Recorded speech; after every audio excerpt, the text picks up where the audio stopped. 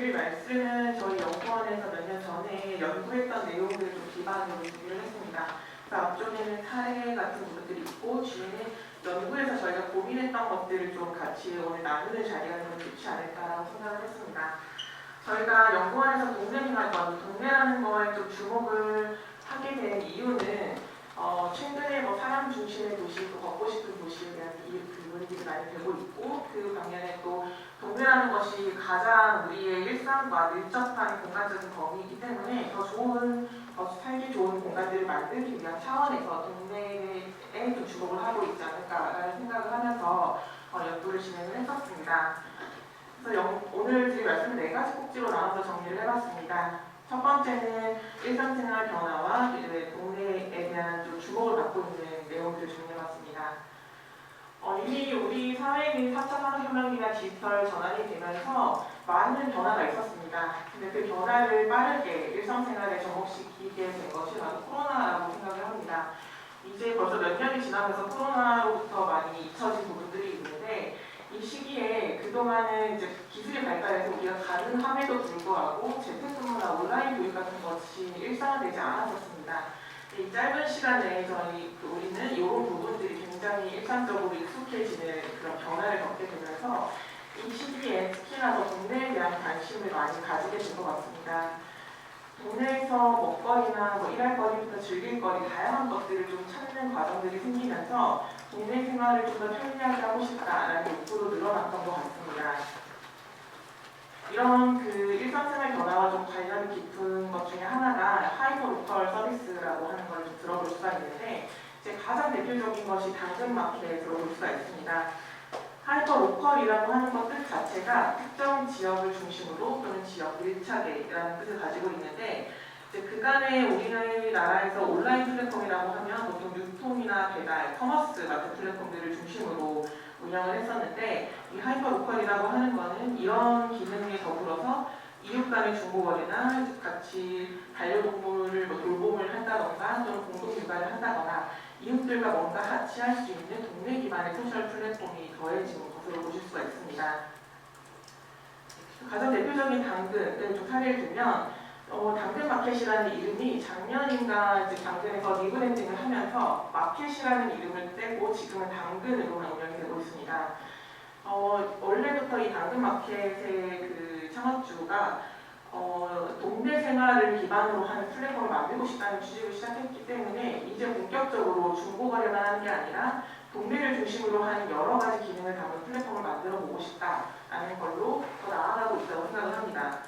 많이들 이용하실 것 같은데 당근에 들어가면 중고거래뿐만이 아니라 동네 생활이라고 해서 저희 동네에서 차키를 잃어버렸어요 아니면 강아지 잃어버리시면 찾아주세요 이렇게 되게 사소한 글부터 동네에 새로 생긴 가게에 대한 소개 또는 동네에서 같이 할 수 있는 활동을 이제 모집하는 그런 글들도 다양하게 나타나고 있습니다. 이 당근에 들어가게 되면 누구나 가장 먼저 해야 되는 게 동네를 설정하는 것입니다. 저는 지금 세종에 살고 있고 저희 동네를 지금 화면에 넣어봤습니다.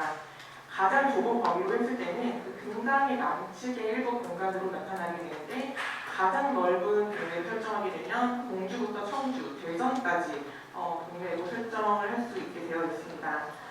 이런 동네를 인증하는 절차 자체는 그 동네에 대한 소속감을 부여를 한다고 하고 또 이제 내가 인력이라고 하더라도 내 바로 이웃 간의 소통이라는 그런 플랫폼이라는 것을 좀 인식을 시키면서 조금 더 신뢰감을 가지고 또 친밀감을 가지고 온라인 활동들이 가능하다고 합니다. 이런 식의 온라인 플랫폼 활동도 늘어나고 있는데 2022년에 오픈 서베이에서 이 하이퍼 로컬 서비스 플랫폼을 이용한 사람들에 대해서 설문조사를 한 게 있습니다. 이 내용들을 보게 되면 실제로 동네와 관련된 활동을 더 많이 다양하게 한 사람일수록 동네의 범위를 좀 넓게 인식하는 특징을 보이고 있었습니다. 평균적으로는 집에서 한 1.2km 정도를 아예 동네에 인식을 하고 있었는데 오른쪽에 보이시는 표처럼 동네에서 일어나고 있는 활동 유형은 굉장히 다양했습니다. 앞서 말씀드린 그런 중고거래뿐만이 아니라 친목이나 소모임 같은 활동도 있었고 단순 정보를 얻는 활동도 이 플랫폼을 통해서 일어나고 있었습니다. 이런 식으로 집과 동네를 중심으로 일상생활이 많이 재편이 되면서 동네나 빌딩 단위에서의 공간 관리도 중요하다라고 이제 많은 의견들이 나오고 있습니다.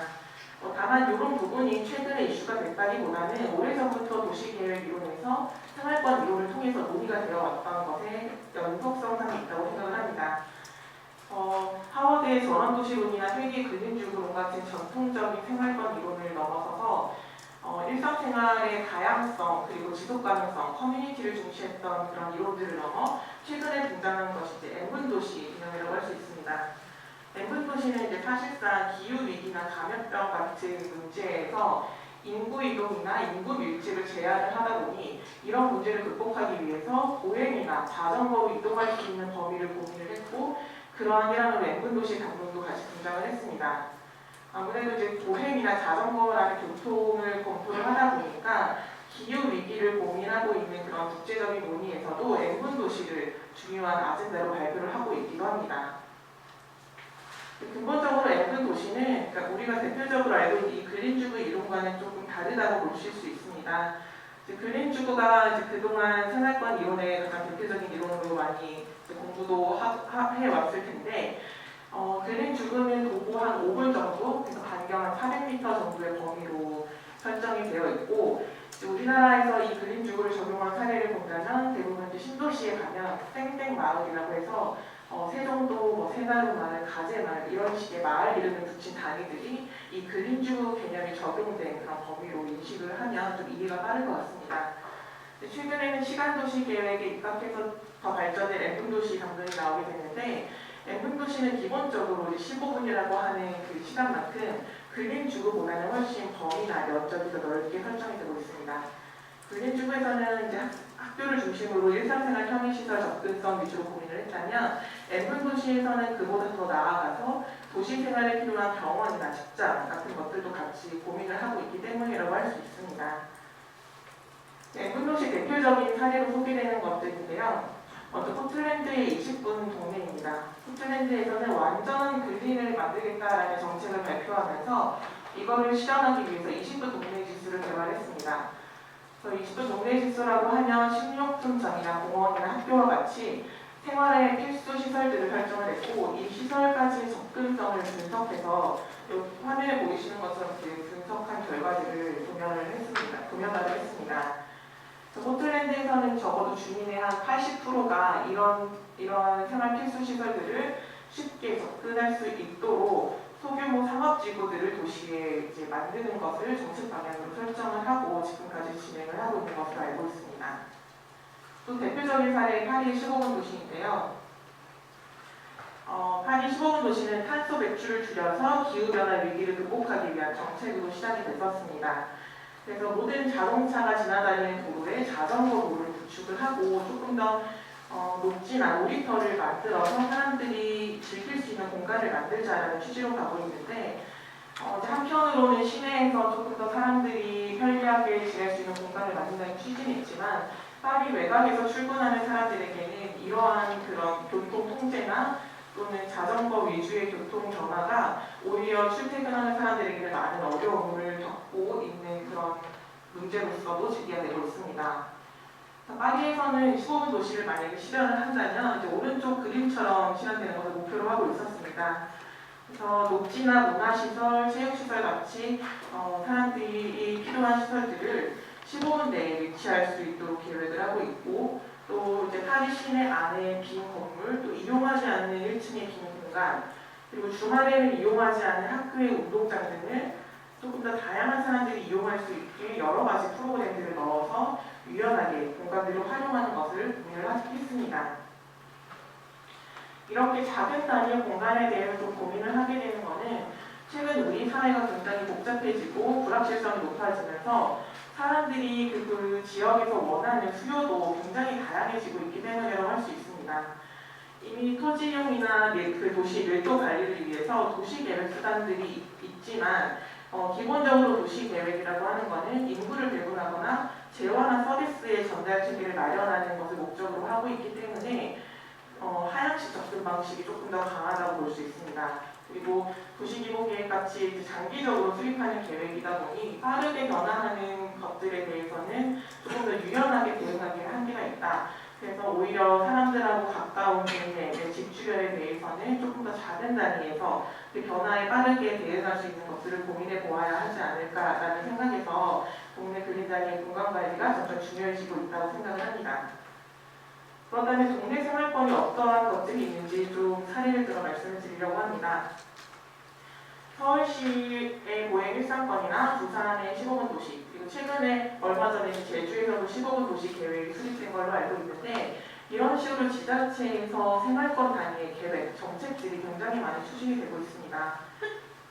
서울시의 보행 일상권은 디지털 전환으로 인해서 업무 공간에 대한 시공간적인 제약도 사라지고 사람들의 라이프 스타일이 달라지니 이런 거에 맞춰서 새로운 개념의 도시 공간을 만들자라고 해서 보행 일상권이라는 개념을 도입하였는데, 이 보행 일상권은 기본적으로 역세권에 해당이 되고 도보로 30분 정도 갈 수 있는 범위 안에 일자리를 비롯해서 여가 문화나 상업 등 다양한 시설들이 들어가는 것을 목적으로 하고 있습니다. 이 보행 일상권은 서울시 2030 도시 기본계획에도 포함이 되어 있고요. 지금 아마도 시범 사업 지역을 하나 선정해서 뭔가 계획을 수립하고 사업을 진행하는 것을 용역으로 진행하고 있는 걸로 알고 있습니다. 부산의 15분 도시 같은 경우는 부산시장의 선거 공약으로 시작이 되었었습니다.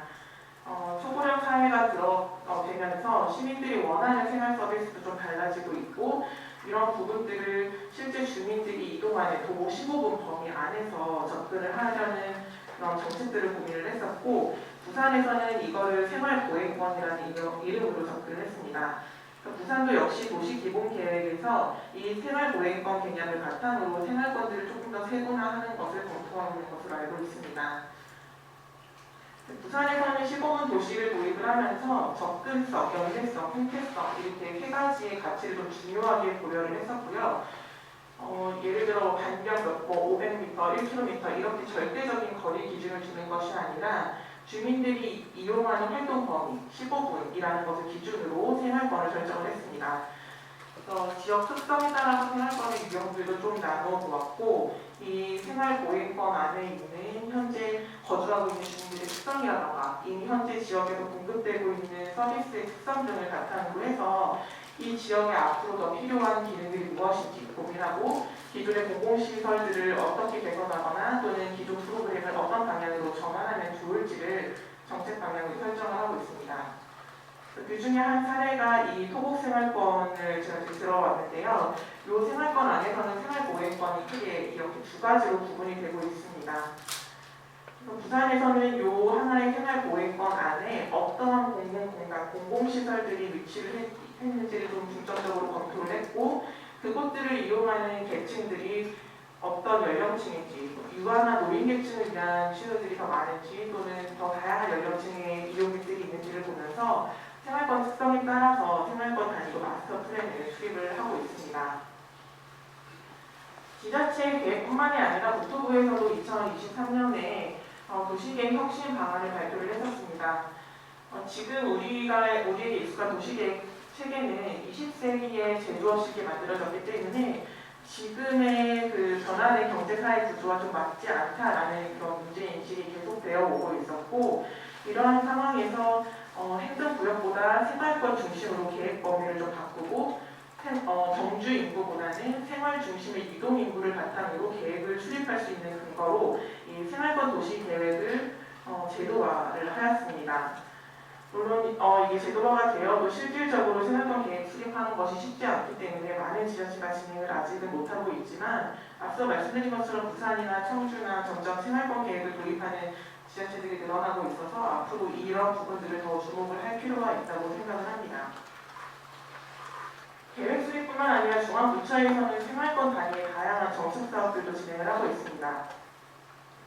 아무래도 이제 좁은 범위 있고 지역의 특성을 담고 있는 것이 생활권이라고 할 수 있기 때문에 이 생활권 단위로 지역의 문제를 좀 구체적으로 해결할 수 있는 방안을 찾아서 그런 것들을 사업으로 진행을 하고 있습니다. 하나 예를 들면 행안부에서는 작년부터 생활권 단위 로컬 브랜딩 활성화 지원 사업이라는 걸 진행하고 있는데, 실제 주민들이 생활하는 생활권을 중심으로 지역 활력을 창출하고 생활 인구를 늘리기 위한 마스터 플랜을 수립하도록 하고 있습니다. 근데 이 계획에서도 생활권을 아주 명확하게 도시계획적인 접근에서 구획을 하는 거라기보다는 실제 주민들이 이 근방에서 많이 생활을 하고 있다라는 그런 좀 유연한 개념의 생활권을 기반으로 사업을 진행하고 있습니다. 그리고 해수부에서 진행하고 있는 어촌 신활력 증진 사업에서는 인구가 감소하고 있는 어촌 마을을 어촌 생활권으로 설정을 하면서 이 어촌 지역에 부족한 생활 서비스들을 어떻게 공급을 할지, 그리고 인구 감소 지역에 어떻게 관계 인구들을 더 유입할 수 있는지에 대한 계획을 수립하고 이를 실행할 수 있는 방향으로 사업이 진행이 되고 있습니다. 그리고 그 밖에도 문체부에서 15원 문화생활권이라는 것도 조성을 하고 있고요. 우리가 이제 슬세권이라는 개념에 굉장히 익숙해졌는데 슬리퍼를 신고 갈 수 있는 집 주변 가까운 곳에서 문화생활을 즐길 수 있는 15분 문화 슬세권을 전국에 한 1만여 곳 정도 조성을 할 예정이라고 합니다. 그리고 이번에 앞서 말씀드린 생활권 단위 로컬 브랜딩의 한 사례로 볼 수가 있습니다. 공주 원도심 제민천 일대의 사례인데요. 이 공주는 도청이 이전한 이후에 계속해서 원도심이 쇠퇴해왔고 이러한 제민천 일대를 중심으로 많은 민간 주체들이 모여들면서 마을 안에 있는 다양한 공간 자원들을 활용해서 지역을 바꾸어가는 그런 움직임이 나타났습니다. 이러한 것을 하나의 생활권을 활용해서 지역 활력을 창출한 사례로 볼 수가 있는데 오른쪽에 보이시는 것처럼 한 500m 범위 안에 이 지역에 새롭게 들어간 청년이나 로컬 크리에이터들이 운영하는 공간들이 밀집이 되어 있고 그 기능도 주거 공간부터 상업 공간, 커뮤니티 공간 등 다양한 기능들을 가지고 있는 것을 보실 수가 있습니다. 그리고 해수부에서 진행하고 있는 어촌 생활권 같은 경우는 그 어항의 배후 주거지가 되는 곳을 어촌 생활권으로 설정을 하고 있는데 어촌 지역은 기본적으로 읍내의 대부분의 생활 서비스, 공공 서비스가 지향이 되어 있습니다. 상대적으로 이런 생활 서비스가 결핍된 지역에 어촌 생활권을 설정을 해서 마을 단위에서 생활 서비스들을 어떻게 더 강화할 수 있는지 그 거점으로서 어촌 스테이션이라는 것을 거점 공간으로 설정을 하고 각 마을별로 부족한 기능들을 조금 더 담을 수 있는 그런 사업들을 현재 진행을 하고 있습니다. 기존의 읍면 소재지에 집적되어 있는 여러 기능들을 이용하기 위해서 직접 다 읍면 소재지로 이동을 했다면 어촌 생활권을 조성을 해서 그 생활권 단위로 생활 서비스 전달 거점을 만들어서 조금 더 살기 좋은 마을을 만드는 것을 기본적인 방향으로 하고 있습니다. 기존의 도시 행정이나 어떠한 도시계획 시설을 입지에 대해서 고민을 할 때 보통 시설의 도입 기능과 서비스가 도달하는 범위, 즉 세력권이라고 많이 말을 하고 있는데 이 부분으로 접근을 했다면 최근에 N분 도시와 같은 것들은 어떤 시설이나 서비스를 이용하기 위해서 실제 이동하는 범위인 이용권 개념으로 보실 수가 있습니다. 저희가 재작년에 이 연구를 할 때 공개생활권이라는 것은 이 이용권의 개념과 덧붙여서 변화되는 사회경제적인 특성들을 좀 반영할 수 있는 공간적 거리로 보고 싶었고 그래서 이 공개생활권은 지역 문화의 정체성을 형성하면서도 주민들이 각종 활동에 참여할 수 있는 범위로 보고자 했습니다. 동네생활권은 한마디로 주민의 삶의 질 향상과 일상생활 편의 증진을 위한 근거리 생활권으로 설정할 수가 있는데 교통기술이 발달해서 하루에 최대 이동할 수 있는 일일 생활권의 개념이 아니라 우리가 일상적으로 필요한 것들을 누리는 그 근거리 생활권의 개념에 해당합니다. 그래서 지역의 여건이나 특성에 따라서 동네 생활권은 굉장히 다양하게 설정이 될 수 있다고 생각을 했고 그렇기 때문에 뭔가 지역을 획일적으로 다 나누는 분구 방식이 아니라 지역에 따라서 필요한 지역에 이 동네 생활권이라는 것을 좀 유연하게 전략적으로 설정하는 것이 필요하다고 생각을 했습니다. 저희는 동네 생활권이라는 것이 주민들의 일상생활들이 일어나는 곳이라고 보았고 그 일상생활 활동을 여기에 그 활동 목적별로 좀 구분을 해봤습니다.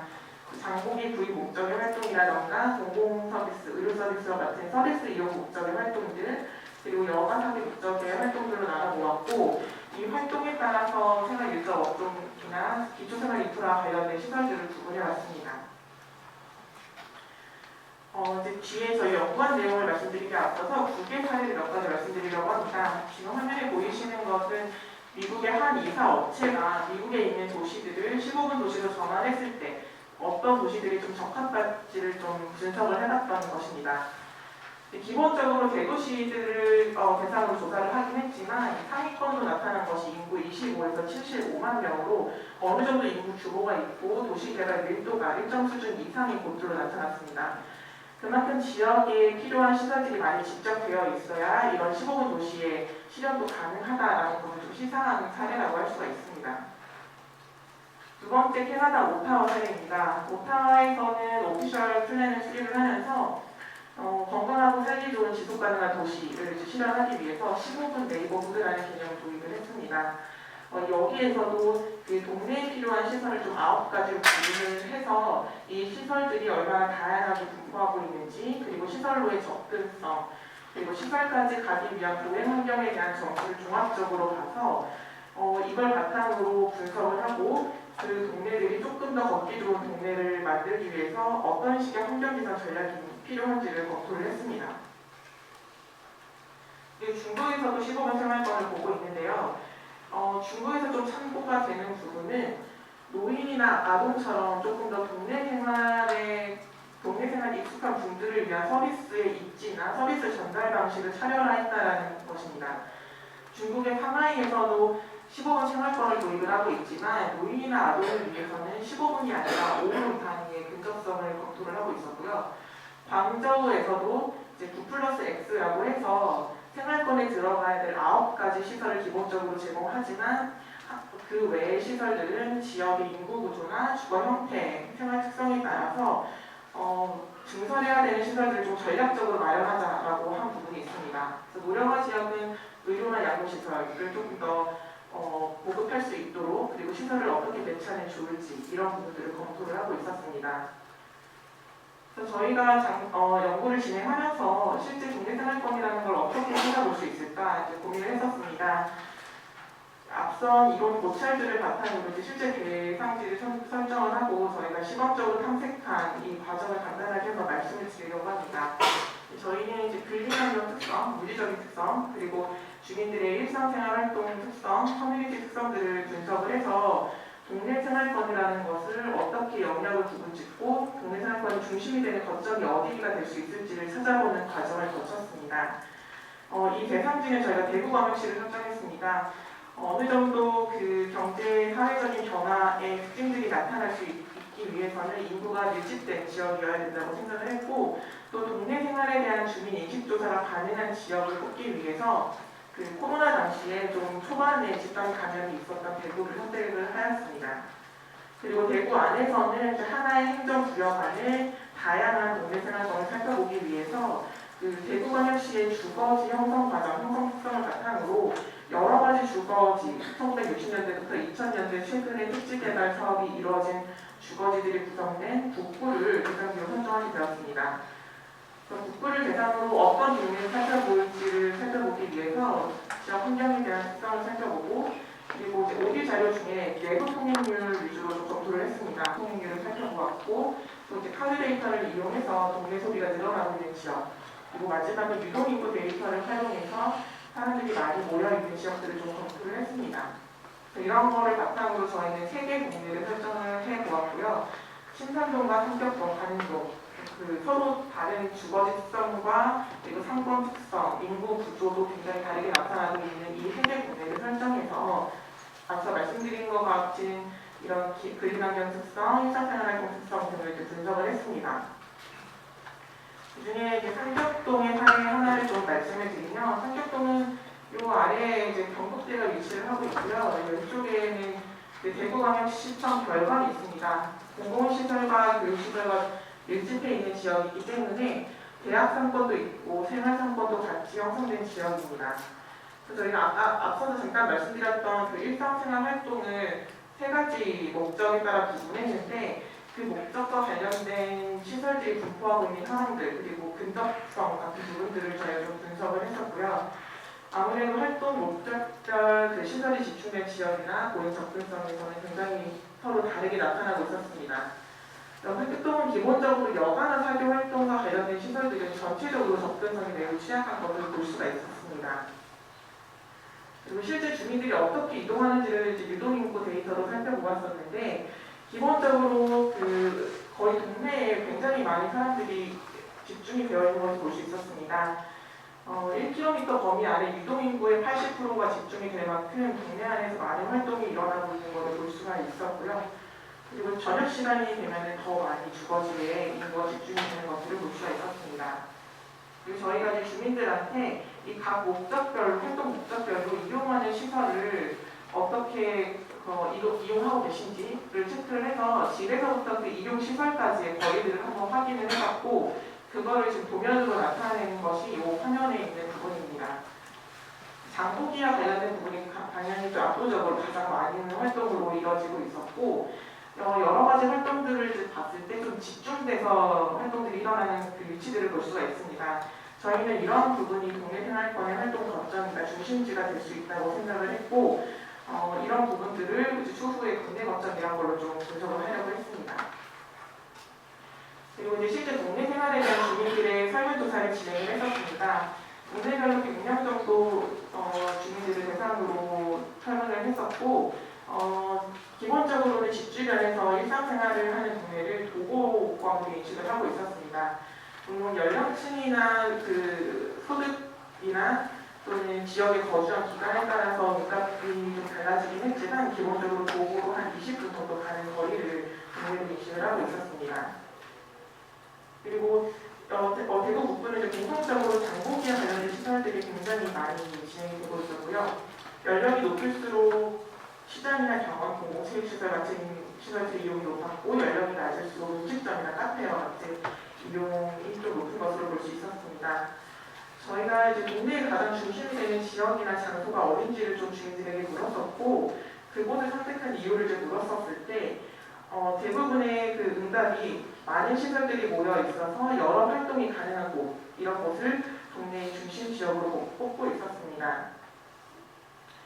세 개의 동네를 봤을 때 동네 현황이나 여건, 그리고 주요 거주하는 연령대에 따라서 이용하는 시설과 이동수단에 굉장히 차이가 있었고, 커뮤니티 활동에 있어서는 이러한 부분에 있어서 더 차이가 나타나는 것을 볼 수가 있었습니다. 저희가 앞서 그렇게 그 목적별로 이동한 범위들을 도면화를 했는데, 그거를 지금 중점시켜서 한번 정리한 화면입니다. 종합적으로 봤을 때 이 대구 북부에서 나타나는 동네 생활권은 평균적으로는 350에서 400m 정도의 반경을 동네로 볼 수가 있었는데, 최대 1km까지는 이동을 하고 있는 것을 보았습니다. 실제 이 정도의 그 범위는 우리가 10분 또는 15분 생활권이라고 하는 범위보다는 굉장히 좁은 영역에 해당합니다. 그리고 당연한 얘기일 수 있지만 사람들이 실제로 인식하는 경우에는 행정구역보다는 지형지물이나 생활가로 같은 것들이 굉장히 유의미하게 작용을 하고 있었습니다. 그렇다면 이런 동네 생활권이라는 것들을 어떤 식으로 도입하고 활용할 수 있는지를 좀 마지막으로 말씀을 드리려고 합니다.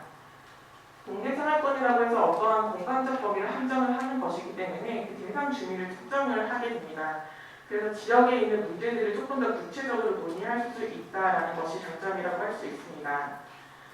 실제 그 EU 산하에 있는 한 연구기관에서는 유럽에 있는 도시들을 바탕으로 15분 도시의 설정 로드맵을 마련을 했었는데, 그 도시의 비전이 무엇인지를 설정하고 이 비전을 실현하기 위해서 도보나 자전거와 같은 그 접근성, 그래서 도시 상태를 진단하고 평가하는 과정을 거쳐서 우선적으로 뭔가 지역에 필요한 서비스나 사업이 필요한 지역들, 수요 지역을 파악해서 이곳들을 대상으로 어떠한 정책들을 진행할 수 있는지 실행 계획을 수립하는 절차로 진행이 되고 있었습니다. 그리고 이러한 전 과정에서는 시민들이 참여해서 계획 수립에 대한 방향과 그리고 단계에 대한 것들을 같이 고민을 하고 있었습니다. 그래서 저희가 연구를 하면서도 실제 주민들의 이동 특성들, 이미 어떻게 생활하고 있는지를 바탕으로 동네 생활권을 고민했기 때문에 신시가지보다는 기성시가지의 주거 번역을 대상으로 하는 것이 좀 적합하다고 생각을 했습니다. 그리고 동네 생활권이라고 하는 것은 물리적인 접근성, 사회적인 접근성을 같이 고민을 해야 되는데, 물리적인 접근성이라고 하면 대부분 이제 도보권을 먼저 생각을 하게 됩니다. 다만 이제 인구 밀도가 낮은 지방 도시나 중지역에서는 도보권만으로는 일상생활 활동이 불가능하기 때문에 일부 차량의 이동 범위도 같이 검토하는 것이 필요하다고 생각을 했습니다. 동네 생활권의 활용 방안입니다. 이제 첫 번째로 저희가 고민했던 부분은 지역 맞춤형 사업을 구상하고 실행할 때 이 공간적인 범위를 활용할 수 있다고 생각을 했습니다. 이미 도시 계획 체계를 좀 바꾸면서 생활권 계획을 수립하도록 하고는 있지만, 아까 말씀드린 것처럼 그 도시군 기본계획은 장기 계획에 해당하기 때문에 빠르게 지역에 필요한 공공정책을 담기에는 좀 한계가 있습니다. 그래서 저희는 이 생활권 계획 안에서 조금 더 작은 단위의 생활권을 동네 생활권으로 보고 생활권 계획에 담긴 내용들을 실행할 수 있는 계획 수단으로 활용할 수 있다라고 생각을 했습니다. 동네 생활권에서 우선적으로 좀 추진해야 할 사업들을 설정을 해서 그러한 사업들을 생활 서비스를 공급하거나 또는 도시재생 사업 같은 걸로 활용할 수 있을 거로 생각을 해봤습니다. 지금 말씀드린 것처럼 도시재생 사업 또는 도시주거환경 정비기본계획, 농촌협약 같은 거에서 이미 생활권 단위로 지역 문제를 해결하기 위한 사업을 추진하도록 명시를 하고 있는데 실질적으로는 관련 법령에 따라서 그 사업 구역을 설정하고 있다 보니 이 생활권이라는 개념이 지금은 잘 반영이 되지 못한 문제점들이 있습니다. 그래서 도시재생 전략계획 수립 가이드라인에서도 재생 권역을 설정하도록 하고 있고 이때 생활권에 대한 고민을 하고 있는데 실질적으로 지역에 가보면 그런 부분들이 많이 담겨있지 못해서 저희가 이제 어떤 도시재생 사업에 대한 고민을 할 때도 이 생활권의 범위를 동네 생활권을 활용할 수 있다라고 생각했습니다. 동네 중심이 되는 거점 지역의 전단위 도시재생 사업들을 진행할 수 있을 거라고 생각했습니다. 동네 중심되는 동네 거점에 생활 서비스를 공급을 하거나 아까 말씀드렸던 해수부의 어촌 생활권처럼 지역의 부족한 생활 서비스 기능들을 담을 수 있는 그런 거점 기능들을 전략적으로 좀 조성할 수 있다고 생각을 했습니다. 동네 단위의 거점을 설정하고 이것들을 잘 연결하는 방법. 아까 이제 광역 단위에서도 네트워크에 대한 개념이 있었는데 이 부분은 동네 단위에서의 생활권을 연결하는 부분에서도 고민이 필요하다고 생각을 합니다. 그리고 마지막으로 활용할 수 있는 방안은 주민 참여 계획이나 사업을 추진할 때 공간적 범위를 활용할 수 있다는 부분입니다. 지금 많은 계획이나 정책 사업들은 공급자 위주로 접근을 하고 있다 보니 이미 계획의 범위나 사업 구역이 정해지고 나서 그 범위 안에서 주민들을 참여하게 하고 있습니다. 그러다 보니까 실질적인 주민들의 커뮤니티 범위랑 좀 다른 그런 범위의 문제들이 나타나고 있는데 이 동네 생활권이라고 하는 것은 이미 어느 정도 일상생활을 공유하고 있기 때문에 생활 서비스도 동일 수준으로 공급을 받고 있고 지역에서 나타나는 문제에 대해서도 주민들이 공통적으로 인식을 하고 있을 거라고 생각해서 좀 더 실효성 있는 정책이 가능하다고 생각을 했습니다. 그 하이퍼 로컬 서비스의 대표적인 미국 사례가 넥스트도어인데요. 이 넥스트도어에서도 기본적으로는 지도 경계를 기반으로 동네를 구분하고 있지만 네이버 후드의 대표나 주민들이 그 경계를 바꿀 수 있도록 서비스를 제공을 하고 있었습니다. 마지막으로 동네 생활권 단위 공간관리 방안에 대해서 저희가 고민했던 부분들을 정리해봤습니다. 모든 지역을 다 동네 생활권을 구분할 필요는 있다고 생각하지는 않습니다.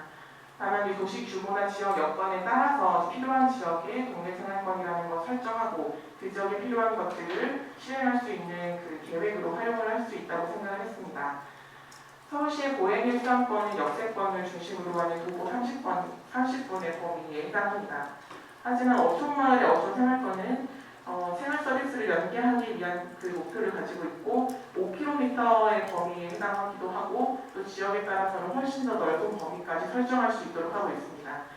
이처럼 대도시나 중소도시, 수도권과 지방도시에 따라서 동네 생활권은 좀 다른 전략을 가지는 것이 중요하다고 생각을 했고요. 그리고 동네 생활권의 중심이 되는 거점에는 지역에서 주민들이 우선적으로 필요하고 또 지역에서 시급하게 해결해야 되는 문제와 관련된 사업들, 정책들이 진행이 될 수 있을 거라고 생각을 했습니다. 민간이 참여하는 동네 플랫폼을 조성하거나 생활 SOC 또는 주민들의 프로그램을 운영할 수 있는 그런 거점으로 활용할 수 있을 거로 생각을 했습니다.